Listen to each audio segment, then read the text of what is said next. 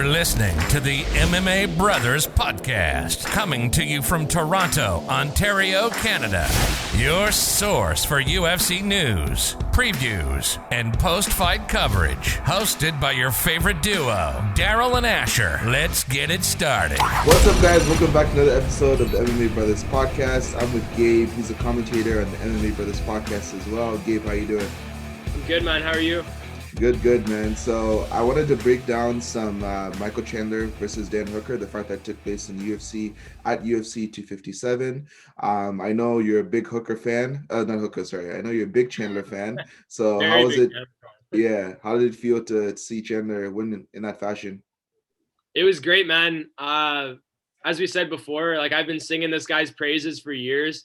I knew that, like, regardless if he would have won or lost his first fight, I knew that he would have gone on a decent run in the UFC. And yeah, I was really excited to watch him, and that finish proved all the doubters wrong. So he's legit. Everyone that doubted him, he's legit. Yeah, and I'm excited to see where he goes next. You know, he's 34. He's made it clear that he's not here for a long time. He just wants to, fight the best guys in the division and have a crack at that belt. So I'm excited to see what he has next. Yeah, 100%. A lot of people were sleeping on him, but the thing is, he was facing a guy with a lot of UFC experience against top-level opponents in Dan Hooker, right? So yeah. I understand why a lot of people said, like, I don't know if he's going to be ready for the big guys, but Dustin Poirier, I don't know if you know, he's been very dismissive on Michael Chandler. He doesn't want Chandler to fight for a title shot anytime soon. He thinks Chandler should go through and fight like 3-4 guys before he even gets a shot at the title, which I kind of understand where he's coming from because, Poirier has been at 155 for God knows how many years and had to fight pretty much everybody to get a sniff at fighting for the belt, right? So I can understand why he wants Chandler to go through that exact same path that he went to.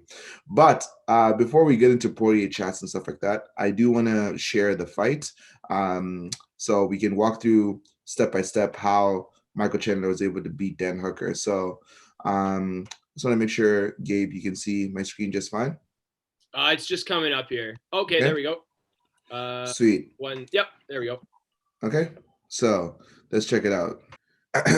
So as you can see in the beginning of the fight, Dan Hooker obviously was very, very kick heavy. I'm sure like he knows that he had a kicking advantage in terms of his leg reach compared to Michael Chandler, but Michael Chandler is obviously a guy that kind of likes to put the pressure forward, and he just wouldn't let Hooker breathe, Yeah. If you pause it just for a second right there, mm-hmm. If you go back a little, well, it's already happened a couple times throughout the highlights, but what you'll see is Chandler's been repeatedly going to the body. He's repeatedly been using that right cross to the body, and it's for a very specific reason. Hooker going to this fight had the superior reach advantage. It's no question there. He's 6 foot. Chandler's 5'8". I don't know the wingspan, but height and reach was in Hooker's favor, right? So as a shorter fighter, your best bet is to get on the inside. You're not going to win a striking exchange from the outside. You need to get inside. And what you already see is Chandler's already been either blocking or hopping out from Hooker's kicks because Hooker's trying to maintain that range with his kicks. You've seen it a few times there, like you said. And Chandler's either, hopped out or swept him to the side, right? And then you see him keep going to the body. He keeps going to the body, right? And I'll let you keep playing the video, but I'll kind of tie it into how the fight finishes here. Yep.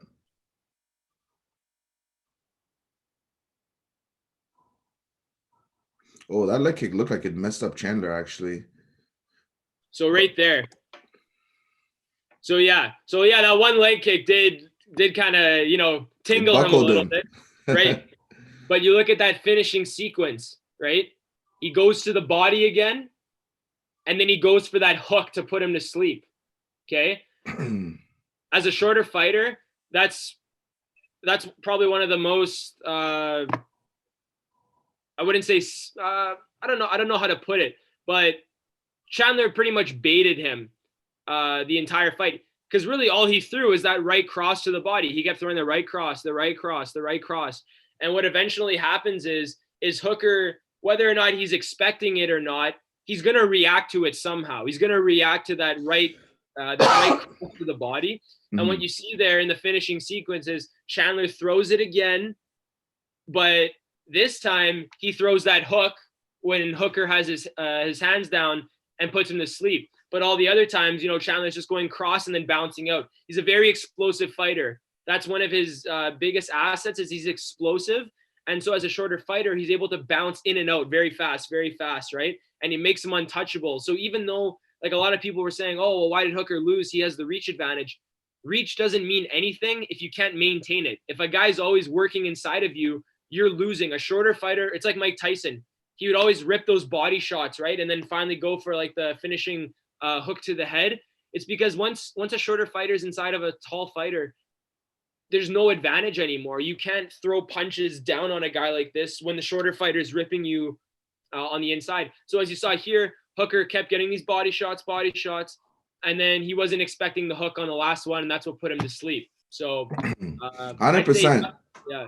I was just gonna say, it reminds me of the whole John Jones Daniel Cormier situation. I don't know if you remember when John Jones kept kicking him in the body. This was in the second fight, right? He kept throwing body kicks, and then I think it was the third round because it went into the third round in that fight. And when John Jones went to the head, right? Yeah. Because like DC is expecting him to go to the body. He kind of put his hands on his body like this, and then boom, right to the head, right? And then say, he's stunned, right? So exact same thing like he explained here, right? Chandler keeps throwing straights to the body, he keeps throwing them. And then Hooker obviously continued to expect them to come to the body. And then like when he came to the body this time, he put his hands down to kind of like block the punch, then came right over the top with that left hook. And he reacted. Reacted. So I'm sure that like Hooker's game plan was to just focus on the leg kicks to start off the fight. And then I'm sure he'd have got his hands involved more later as the fight progressed. But like I think the pressure that Chandler was putting on him was just too much to handle to start, So but then obviously in hindsight's 2020, right? We can all sit here and say like, oh, he should have done this or he should have done that. Yeah.